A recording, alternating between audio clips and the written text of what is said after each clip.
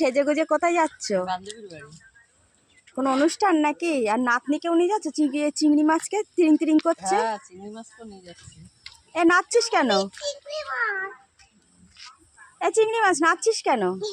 কে কে যাচ্ছ? আমরা সপরিবারে।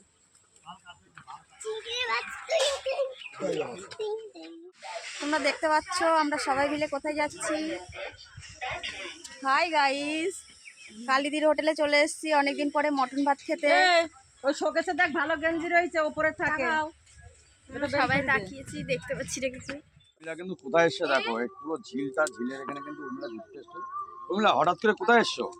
এক জায়গায় আমাদের নেমন্তন্ন ছিল দুপুরবেলা, তো সেখানে এসে এবার এত সুন্দর পরিবেশ আর শান বাঁধানো পুকুর আমি অনেকদিন পরেই দেখি। দেখতো এটা কিন্তু শান বাঁধানো পুকুর, দেখো।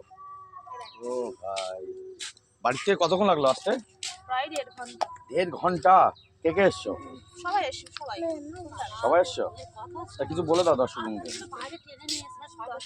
কি বলবো, সবাইকে জানাই শুভ বিকাল।